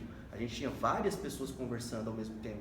E as pessoas vinham trazendo as ideias. Wagner, os servidores administrativos têm isso, os servidores administrativos têm aquilo. Inclusive, um dos candidatos era um que sempre trazia muitas informações dos servidores administrativos, de troca de ideias, porque ele tinha proximidade, por questão de estava participando de algumas reuniões, inclusive eu também participei de algumas reuniões dos movimentos de greve dos servidores administrativos, e a gente tinha uma conversa muito franca, e essas ideias sempre foram coletadas. Agora, se você está querendo saber com relação mais a esse coletivo, a partir da construção dos departamentos já começou a se perceber, porque os departamentos, nós tínhamos, como nós criamos os departamentos, a gente percebeu que a gente tinha uma série de questões para descobrir, fazer os testes de inferência para saber o que o departamento pode fazer, e nós fomos testando. Chegou num ponto que a gente visualizou que nós estávamos no teto disso, e que a partir disso seria com a direção.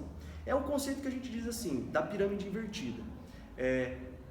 E é o questionamento que a gente teve enquanto chefe de departamento. Qual é a missão do chefe de departamento? Fora as descrições legais lá, tira o legalismo do lado, eu estou falando da missão. Qual seria a missão de existência do departamento acadêmico?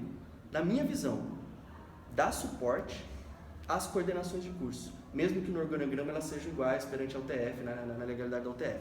Mas eu enxergo que o departamento estaria a serviço das coordenações. As coordenações de cursos estão a serviço dos estudantes, de quem frequenta, das pessoas no qual nós estamos formando, em nível de graduação, de pós-graduação. Aí ficou a questão, tá, e quem dá suporte aos departamentos? É a direção. E essa conclusão não foi só minha, essa conclusão foi dos outros chefes de departamento também, inclusive os chefes de departamento que não estão tão diretamente com a gente, mas a gente percebeu, demos o teto e agora nós precisávamos questionar a questão. Então, desde o início da construção das chefias de departamento, já houve uma conversa de, gente, será que nós não podemos agora, tendo em vista que a direção vai precisar de algumas modernizações, de algumas coisas, essas propostas não possam vir? Nesse sentido que foi. Então, não sei se eu respondi diretamente a pergunta vem justamente nesse momento, né? Que, por exemplo, existe um grupo de afinidade com mesmas... ideais. Os mesmos ideais e algum caso, por exemplo, uma coisa interdepartamental, isso, a criação sem eugenia de ser só Wagner, é da Departamento Acadêmico de Elétrica, mas sem a eugenia do Departamento Acadêmico de Elétrica, ouvindo os outros departamentos, vendo que tínhamos necessidades comuns. Então, essa caminhada dessa chapa, desse coletivo, a partir das criações dos departamentos, começou-se o embrião. Agora, se dizer as datas exatas, não tem. Então, essa construção de ideias. É o ponto. Existiu esse momento comum da criação dos departamentos que aproximou as pessoas que se juntaram para trazer uma proposta de candidatura. Isso. Então, a pergunta é justamente essa. Na hora que surgiu a ideia de montar uma candidatura, automaticamente existe a necessidade de montar propostas. Não só para aquelas demandas que vocês perceberam, mas outras demandas que talvez, por exemplo, a demanda do técnico administrativo, né, como a gente sabe, a questão da 30 horas, que a gente sabe que tem uma proposta sobre isso na candidatura, dos estudantes, né, como a gente sabe, sempre bate na tecla da questão da representatividade, a participação efetiva. Então, a pergunta é, nesse momento, buscou-se pessoas para fazer essa construção dessas categorias, por exemplo? com relação à consulta de ideias ou com relação à definição do nome que seria? A definição que o nome seria, de fato, envolveu mais as questões dos departamentos acadêmicos. Não, eu digo consultando das propostas, no sentido Não, assim, sim, sempre. precisamos ouvir pessoas, Sempre, precisamos trazer pessoas que concordam com o nosso ideal. É o que eu falei, por isso que eu sei que eu fui, né, meio né, genérico, é de falar que desde 2008, mas é uma série de coisas que nós vamos ouvindo ao longo dos tempos, então com certeza, e temos contribuições inclusive de professores que nem estão mais aqui, que já pediram transferência, estão em outros locais, e que continuam trazendo ideias, porque ele falou, olha, Wagner, na minha época o cara se sentiu até mais livre para dar as ideias para nós. Então, esse contato, com certeza. E as ideias que a gente enxerga, que é desde conversas muito simples, que aparentemente são simples, mas são conversas que sempre vão de extremo valor. E ao ouvir isso daí, com certeza, existiu a construção toda. Agora, a definição do nome, não sei se a pergunta vai nesse nível, mas já para abrir o coração, para ver que a gente está de peito aberto e cabeça aberta para responder tudo que for necessário, a decisão do nome, tanto por causa desse coletivo, foi decidido na última semana, foi até uma cobrança. Não, mas quem vai ser? Não, cara, nós estamos num coletivo tão bom que a gente queria que fosse os três. Não, mas não dá para ser os 4, 5 que querem. Ou que se... Não, vamos falar. Não, foi decidido, foi conversado, e aí chegou-se no nome. Então, até nesse aspecto. Então, por isso que eu até fiz, né, essa diferenciação da construção de ideias. Construção de ideias sempre tiveram presentes todas as pessoas, inclusive que não estão aqui, inclusive servidores administrativos que já não estão aí. E teve essa construção, né, com relação aos estudantes também. Agora, com perguntas formais, em que a gente fizesse uma live, eu não vi nem os outros candidatos fazendo esse tipo de questão. Agora, as perguntas, se uma conversa que eu conversei com você depois da aula, eu já estava pegando suas ideias, talvez eu estava, né? Pelo menos os seus sentimentos, não as suas ideias, né? Mas os sentimentos para a gente tentar construir. Por isso que a gente colocou. A gente não queria demonstrar uma inaptidão de não ter propostas, mas também que não fosse uma coisa unilateral. Né? Sim, essa negação ela vem no sentido de, por exemplo, vou chamar de chapa, por mais que não seja chapa, né? Isso, que a gente sempre vê essa evidência dos professores aliados ao professor Wagner Eno, mas nós não vemos a associação de técnicos administrativos, de estudantes, entendeu? Eu sei que não existe a necessidade disso, mas o ponto é, a partir do momento que existe a exposição dos professores, fica a indagação... Diego, mas aí a gente entra numa outra questão. A exposição dos técnicos administrativos, a gente não pode perder de vista que a gente ainda tem resquícios de opressão. Isso eles vão aparecer... Exatamente. Supostamente, se é a questão, pelo tudo que está acontecendo na força da nossa campanha aí, com relação a tudo que está aparecendo nas mídias sociais, de fato. Né? Exatamente, esse era o ponto. E estudantes, a gente sente uma certa... Até que tem estudantes que já estão junto com a gente lá, já apareceram lá. Mas a gente vai com uma certa cautela também, com relação a essa aparição, essa coisa. Os professores, aí que a gente tem que saber interpretar. Os professores, os docentes são a parte mais blindada, sim. O professor vai a parte mais blindada. O cara, se ele cumprir o mínimo de que ele puder fazer na instituição, meio que já é suficiente. Servidor administrativo, a gente sabe que não. A relação é um pouco diferente, a relação de trabalho é diferente. Eles não são menos importantes, mas eles têm chefias, as atribuições deles são mais executivas e menos de liberdade que o professor tem de criação, por exemplo, de autonomia de criar projetos, esse tipo de coisa, mas os servidores administrativos dão uma coisa, mas participação nós tivemos sim, bastante, e aí são pessoas que, cara, estão com a gente, estiveram com a gente e contribuíram diretamente com as ideias, sim. Talvez, é isso que eu falo, não podemos confundir a ideia, às vezes, um pouco do que aparece numa mídia social com relação, que não é isso que você está dizendo, eu sei, mas com a relação de dar uma sensação de que não tem servidor administrativo, né? Agora, o que eu achei legal, porque parece que tem um sentimento de que, putz, eu queria participar. Pois é, aí de fato, aí talvez você fala assim, você não chega em todos que você gostaria de chegar, né? A gente percebeu uma coisas individuais, né? Poxa, Wagner, tal, vai lá. Tanto que nós estamos agora nessa caminhada, que agora é oficial, de poder ouvir todos os setores com muito mais carinho, com muito mais cuidado, né? Mas a participação de servidores a gente sempre teve diretamente, né? Secretaria de Coordenações é uma, né? Mas a gente pensa em falar de setores aí, né? Sim, não, claro, nesse aspecto... Essas perguntas, né, elas acabam até... a resposta em si, ela acaba sendo um pouco até, né, relativamente óbvia, mas é normalmente aquele ponto de esclarecer aquilo que, né, pode gerar a desqualificar o momento político, sabe? Sim. O momento de que a gente tem... o cara tá falando de representatividade e fala, mas quem participou? Muitos. Agora, né, a questão de detalhismo, a gente está à disposição a conversar, até porque tem pessoas que já se disponibilizaram, porque tem aqui essa questão de campanha muito diferente de construção de ideias. O momento de campanha é um momento de exposição máxima, né?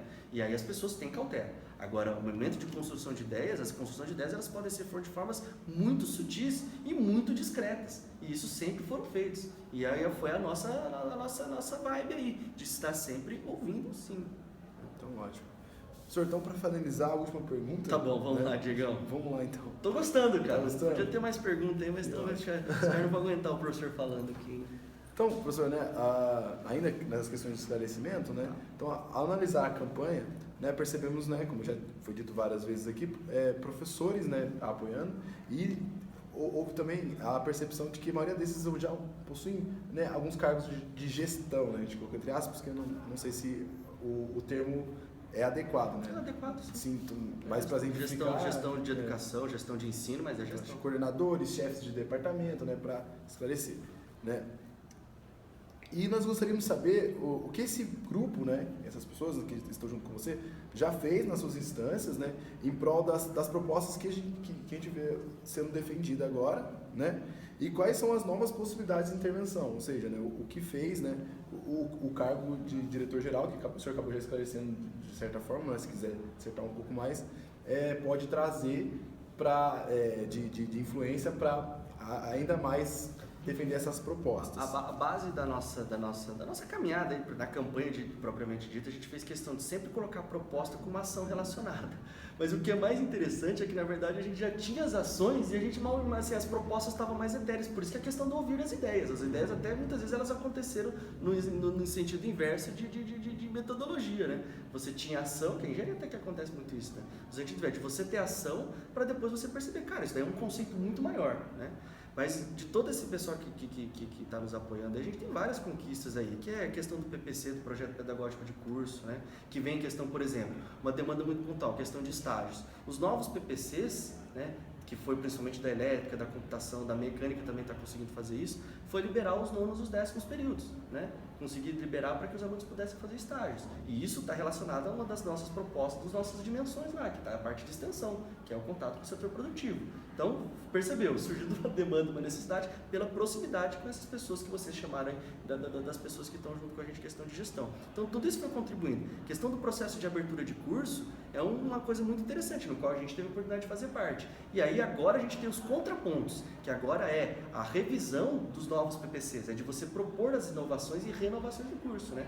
Nós vamos iniciar nos próximos semestres aí a escrita do novo PPC da Engenharia de Controle e Automação, que de uma forma bem bacana hoje está sendo formada a primeira turma aí, né? Simbolicamente a gente viu que ela está sendo formada. E o novo PPC, então isso você começa a perceber essas questões de que a gente precisa, aí a gente percebeu, nós precisamos da direção para isso, né? De algum apoio, de denominadores comuns, porque o núcleo básico, ele não é só ofertado na Engenharia de Controle e Automação, ele é ofertado em outros cursos. Porque aí eu quero que fique bem claro de tudo que eu estou dizendo aqui, que a gente tem que enxergar o que a direção geral é.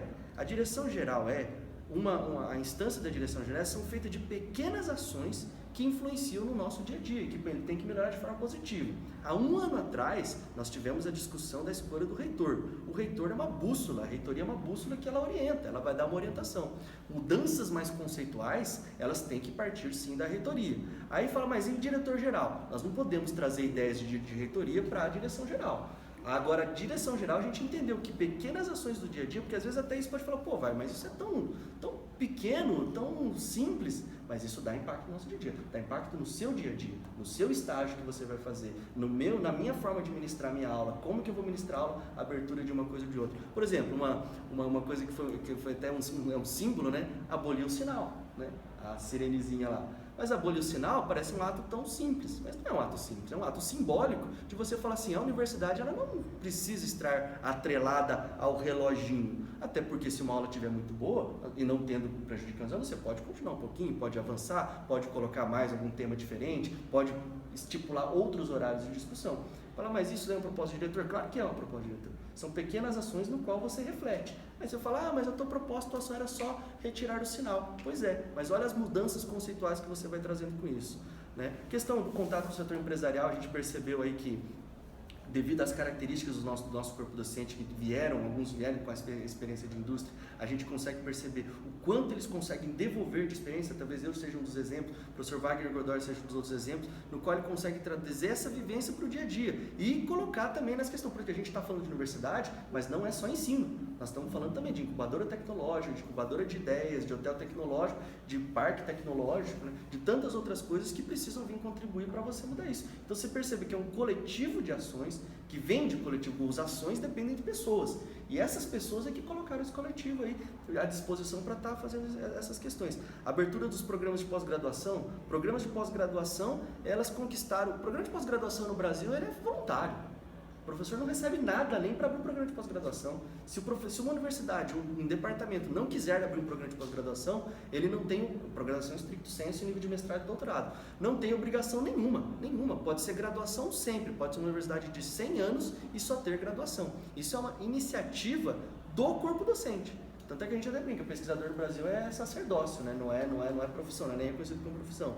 E essa autonomia que os departamentos foram criando é algo que possibilita melhorar muito a formação dos estudantes. Garantir a autonomia dos programas de pós-graduação é algo essencial que a gente tem colocado na nossa, diferente da questão do trabalho de pesquisas não vinculadas a programas de pós-graduação, como é, por exemplo, os grupos de estudos dos estudantes, de ter os espaços, que é a ideia dos laboratórios multidisciplinares, que é um conceito, é um embrião prático de ação, mas que no futuro poderia se transformar num conceito muito maior, que são os institutos. Você percebe, Diego, e eu achei uma fala muito bacana do que você disse na segunda-feira, é que a gente precisa estar sendo convidado para uma mudança de cultura, e a mudança de cultura é feita pelo lançamento de ideias, né? Nós falamos, por exemplo, da moradia estudantil, e nós deixamos muito bem claro que a moradia estudantil, até nós fizemos a provocação, dizendo assim, pessoal, provavelmente a moradia estudantil, nenhum dos estudantes que estejam aqui vão usufruir, mas se a ideia não for plantada, porque quem nem está disponível de ouvir a ideia e começar o conceito, nunca terá. Procedimento de casa estudantil, a gente pode começar com uma casa de apoio estudantil. O estudante que chega aqui perdidaço aqui no primeiro mês, só ter uma casa de apoio, uma casa que vai dar o apoio para o cara conseguir achar uma moradia, achar uma república com mais gente, com um preço de aluguel satisfatório, já é excelente, que no futuro pode ser expandido. E aí a questão é buscar recursos. A universidade não tem recurso, o campus não tem recurso, mas a universidade pode receber. E a gente sabe que nós estamos sob influência do governo federal. Existem emendas parlamentares, e emendas parlamentares surgem a qualquer momento, e às vezes é rubricado. Casa do estudante. Se não for lançada a ideia, com certeza pode ter um deputado que, puxa, casa do estudante é o meu mote, e o cara resolva investir nisso daí. Seria fantástico nisso daí. Esse tipo de coisa, de pequenas ações e mudanças conceituais, é mudança de cultura. Então isso daí até para mostrar que não é uma proposta leviana, em nenhum momento foi uma proposta leviana a questão da casa dos estudantes, da moradia estudantil, de não ser um assistencialismo estudantil. Deu dinheiro, mas o dinheiro volta para o mercado imobiliário de Cornélio Procópio, né? Será que não tem algum interesse aí? Agora a questão do conceito, porque aí é um conceito, não é um objeto moradia estudantil, é o conceito moradia estudantil. Esse é muito mais amplo, é muito mais amplo. Professor, mas ainda nessa ideia, né, do que a gente estava falando, né, sobre, enfim, pessoas com cargos de gestão, e também resgatando aquela discussão anteriormente que eu falei, né, que uma hora ia surgir justamente aqui, né, que, por exemplo, então o senhor tem essa sua, uma base, né, estruturada e por vezes já evidenciada, né, e como a gente colocou, são cargos de gestão. E como isso afetaria a autonomia do professor como diretor-geral, né? Porque, perceba, né? Nós temos 3 candidaturas e dentro dessas 3 candidaturas nós temos pessoas que apoiam essas candidaturas. E acredito que nas outras candidaturas, né, tanto do professor, existem pessoas qualificadas para ocupar cargos, certo? Sim. Até porque a gente só falou das direções de área, mas tem as secretarias, sim. Exatamente. E aí, como o senhor tem essa estrutura, como se daria esse processo, entendeu? Da autonomia de o senhor indicar uma pessoa que não esteja dentro da sua base, sabe? Como isso interfere? Sem problema nenhum. Tanto que a nossa proposta para a DIRPLAD. A nossa proposta para a DIRPLAD provavelmente seja a pessoa que nem está nos apoiando politicamente, né? Porque a gente precisa dessa identificação. Para os outros cargos, a gente vai estar ouvindo, vai estar consultando, vai estar verificando a melhor pessoa indicada para aquilo lá. E aquilo, porque a partir da hora que as direções começam a montar suas equipes, cada direção também tem sua autonomia, né? A direção geral precisa, por isso que a minha equipe está predeterminada. Mas a gente não pode esquecer que tem um diretor de graduação que vai montar a sua própria equipe. O diretor de relações empresariais vai montar a sua própria equipe com servidores administrativos e com docentes. A DIRPPG também vai montar a sua própria equipe com relação a isso daí. Agora, com relação, né, do que eu sei que é a insistência da pergunta aí, não é interferência, mas a gente vai buscar cooperação. Eu acho que a gente chegar e jogar e fazer que as pessoas tenham interferência, aí é onde eu entro ativamente como diretor-geral. Tirar o melhor das pessoas, parece uma frase muito genérica, mas é tirar o melhor das pessoas. A partir de onde? Da cooperação. Mesmo as pessoas ditas difíceis, elas podem cooperar, elas são referência. Se eu precisar fazer um edital para uma seleção de um projeto de pesquisa de altíssimo nível, provavelmente eu escolheria o professor que ele é mais antissocial, mas que tecnicamente é muito melhor do que eu aqui, né? Entendeu? Então, assim, é dar posição certa ao lugar certo. É jogar um time de futebol. Eu não vou pegar atacante para jogar na zaga e aí é a minha missão. E aí a minha missão não é pensando que qual é a interferência. Isso já é pejorativo. Com muito respeito, isso já é uma coisa pré-determinada, já é uma coisa pré-conceituosa. De dizer, como eles irão interferir? Não interferir. Poderão cooperar. Né? E não é nem em relação aos nomes como vocês se referem sempre, mas é com cooperação para extrair o melhor do que as pessoas têm. Porque as pessoas têm o que contribuir, Diego, têm o que contribuir com aquilo que a gente vai ter que visualizar. E aí vai caber a sensibilidade do diretor-geral verificar. Puxa, mas esse não tem habilidade social, mas tem habilidade técnica. Puta, esse tem uma habilidade social grande, mas habilidade técnica não, é que eu acabei de soltar uma palavra, desculpa. É a mania de professor, né? Acontece. Mas tá tranquilo, assim, mas nesse sentido habilidade só tem professores super carismáticos, mas que talvez não é para desenvolver um congresso internacional de doutores internacionais, mas é um professor que poderia se relacionar muito bem com o setor da indústria para divulgação de ideias, para divulgação de propostas, né? É cooperação, Diego, não é interferência. Interferência já é predisposição de ideia. Interferência já existe, já o cara está partindo de uma ideia. Agora é cooperação. Como esses poderiam cooperar? De muitas formas. Todos. Do roupeiro do time ao artilheiro do time. Todos, cada um com a sua identificação. E aí a minha missão conseguir observar e tirar os melhores talentos disso, como diretor-geral. Vai depender do Wagner Lendo, sim.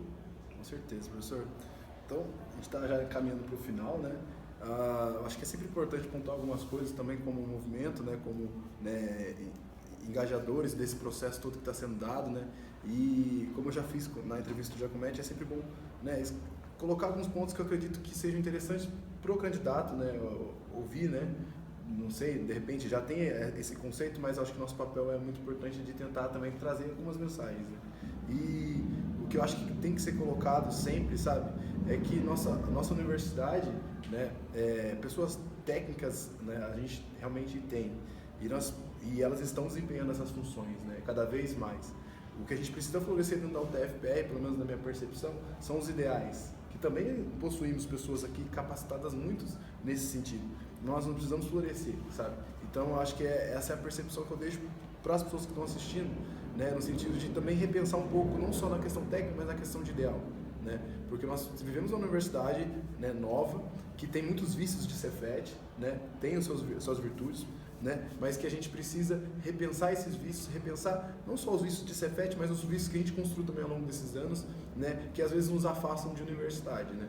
Então, bom, queria agradecer a todo mundo que assistiu, né, os comentários, né, depois a gente passa para o professor, né, e então para encerrar, né, deixar o espaço para o professor fazer as considerações finais, agradecer muito pela humildade aí, né, compreender um pouco a minha falta de jeito aqui às vezes, né, tentei levar da maneira que eu achei ali adequada, né, enfim, e dizer que o DCE sempre está aberto, né, independente, né, uma coisa que o senhor mesmo sempre colocou, né, nas nossas conversas como o Diego aluno e Endo professor, né, que a nossa condição como né, entidade representativa vai ser sempre de oposição, né. Por definição, né? Por definição, justamente. E isso a gente sempre se dispôs mesmo. Legal. Certo? Então, né, independente do que aconteça, nós estamos muito dispostos a continuar sendo essa oposição que a gente... Né, essa oposição de crítica, de ideias, que são contrapontos, Diego. A gente sempre enxergou, né, e essa ação, primeiro até finalizando, parabenizar aí o DCE por essa liderança, né? Até acho que para o DCE muitas coisas são novas, né? Vocês também estão testando as primeiras fases para mostrar, né? Talvez tenha as experiências externas, mas a gente vê o quanto o DCE está evoluindo, está lutando. É o que eu sempre falo, a gente tem que entender muito bem a questão de diferenciar o que é democracismo, que é a democracia. A gente vive numa democracia de representatividade. E a gente, nas instâncias, a gente nunca pode tirar a legitimidade das representações. E o DCE é uma instância legítima, sim. Mesmo que tenha aquelas conversas, não me representa, não concordo. Não representar e não concordo não tira a legitimidade. Isso é que tem que sempre ser dito.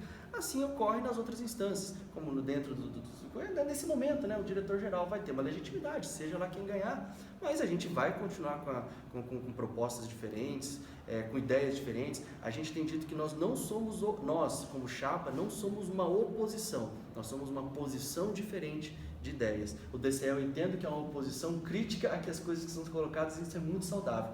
Para mim, seria uma honra ter o DCE como diretor-geral no meu pé lá questionando, Diego, isso no melhor sentido da palavra, e eu acho que até isso pode ser levado numa das perguntas que vocês fizeram. É aquele conceito mais de pai que quer ver o filho crescer e andar sozinho com as próprias pernas.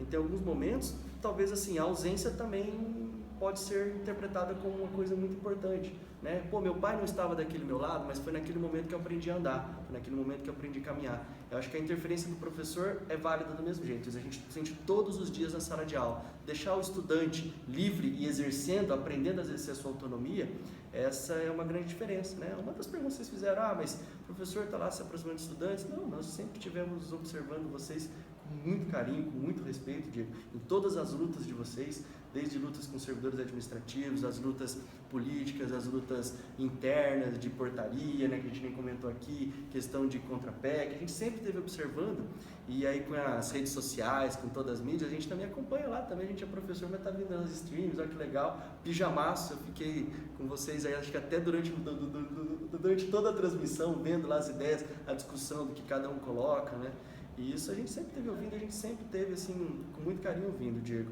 Então, assim, até o que não foi dito, ele também pode ser interpretado como alguma coisa. É só o pedido que eu faço. Interprete também o que não foi dito, o que não foi falado, da minha parte especificamente, como um apoio também. Essa é a diferença, porque o DCE, a pedra preciosa da universidade, e aí são para todas as instâncias, é a autonomia. Se a gente não entender o que é autonomia, a universidade não serve para nada. Tá bom, Diego? Então, assim, o apelo que a gente faz para finalizar ainda, fala demais, né, Diego? Eu falo demais, mas a gente fica empolgado com as ideias e a gente acaba se estendendo demais. Mas, assim, até para conciliar com a resposta da pergunta, vamos mostrar que a gente vai conseguir lutar futuramente por um terço. Todos os estudantes precisam ir votar, pessoal. A gente tem dito assim, ó, o dia mais importante desse processo é o dia depois, porque é o dia que a gente já vai saber quem ganhou e todos vamos remar a caminho, mesmo que o dia depois seja um feriado, tá? Que é o dia 13, né? Mas assim, no dia 12, pessoal, tenham aí uma dosezinha de sacrifício, não vão viajar, mostrem que os estudantes vão estar ativos no processo e contem com a minha luta para dizer, Cornélio Procópio colocou mais de 80, mais de 90, ou quem sabe 100% de estudantes aí nas urnas, para a gente poder trazer aí, quem sabe, aí um terço nas próximas. Aí. Tá bom, Diegão? Muito obrigado, eu agradeço do fundo do coração e tudo que o DCE fez, aí, a abertura que deu pra gente aí, e sempre, Wagner Endo, professor, chefe de departamento, mas antes professor. Sempre professor Wagner Endo vai estar por abertas, porque aqui eu sou professor. Eu estou chefe de departamento e estou desejando ser diretor-geral, mas eu sou professor e sempre vou ser professor. Tá bom, Diegão? Obrigado, cara. Obrigado, professor. Obrigado, Diego. Então, a gente se vê agora na segunda-feira com o professor Shigemoto. Muito obrigado, gente.